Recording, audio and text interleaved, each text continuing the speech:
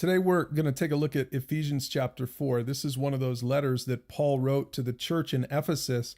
And in this chapter, he describes the body of Christ. He said, now these are the gifts that Christ gave to the church. And then he lists the apostles, the prophets, evangelists, pastors, teachers. And he says this, their responsibility is to equip God's people to do his work and build up the church, the body of Christ. Now, I'm a pastor. And when I first realized that this is basically my job description, that I'm supposed to equip God's people to do the work, it shocked me.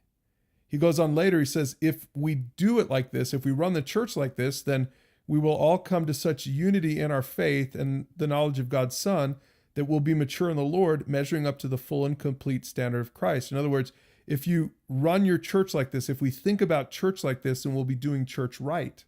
Remember, that means pastors equip and the people make disciples. And here's what he says the benefit is to this. Then we will no longer be immature like children. We won't be tossed and blown about by every wind of new teaching, and we won't be influenced by people who try to trick us with lies.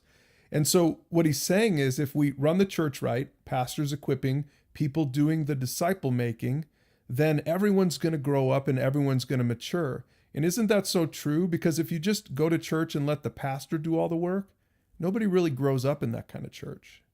And he says, instead, we will all speak the truth in love, growing in every way more and more like Christ, who's the head of his body, the church. And then he makes all of us fit together as everyone does their own work. Then the whole body is healthy and growing and full of love. This right here is the picture of the church that Jesus had in mind. And so my challenge to you is this. Does your church look like this? I know that we're working hard at my church to conform to this picture. We want to be a New Testament church where pastors and leaders do the equipping, not just all of the ministry.